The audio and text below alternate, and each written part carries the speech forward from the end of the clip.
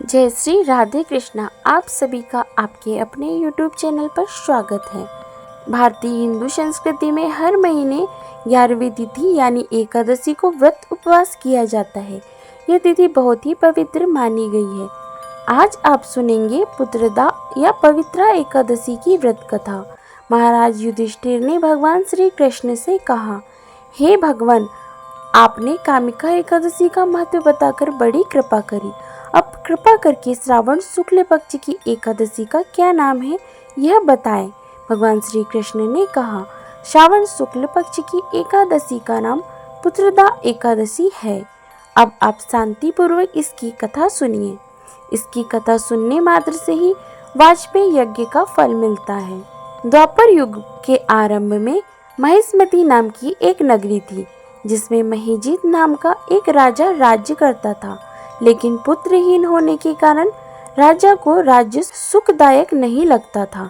उसका मानना था कि जिसकी संतान ना हो उसके लिए यह लोक और परलोक दोनों ही दुखदायक होते हैं।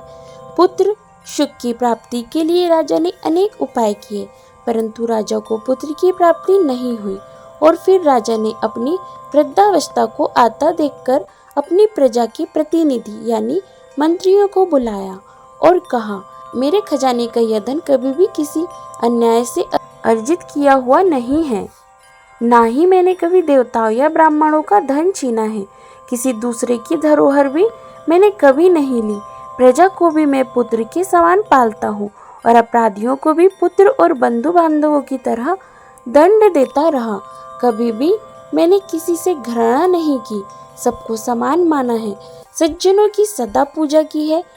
इस प्रकार धर्म के पालन के साथ राज्य करते हुए भी मेरा कोई पुत्र नहीं है, इसलिए मैं बहुत ही दुख पा रहा हूँ। इसका क्या कारण है? राजा महीजित की इस बात का विचार करने के लिए मंत्री और प्रजा के प्रतिनिधि वन में चले गए।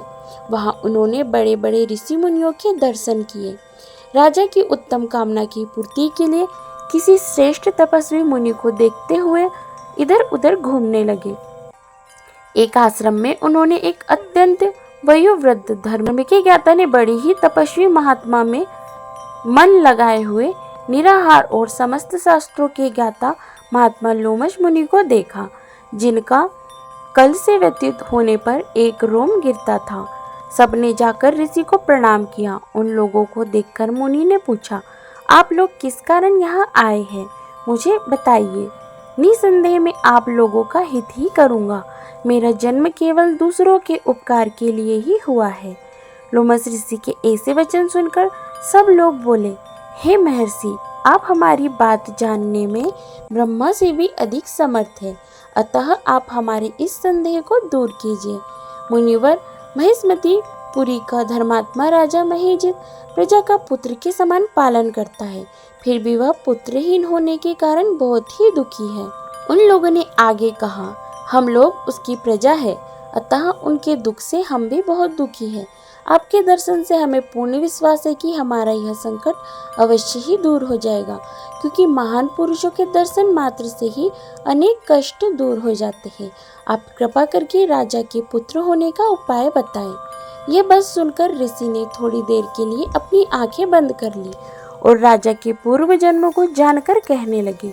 यह राजा पूर्व जन्म में एक निर्धन वैश्य था। निर्धन होने के कारण इसने कई बुरे कर्म किए हैं। यह एक गांव से दूसरे गांव में व्यापार करने जाया करता था कि एक समय ज्येष्ठ माह के शुक्ल पक्ष की द्वादशी के दिन, जब वह 2 दिन से भूखा प्यासा था, एक जलाशय के समीप पानी पीने गया। उस स्थान पर एक गाय थी जिसका अभी बच्चा हुआ था। वह गाय पानी पी रही थी। राजा ने उस प्यासी गाय को जल पीते हुए हटा दिया और स्वयं जल पीने लगा। इसलिए राजा को यह दुख सहना पड़ रहा है।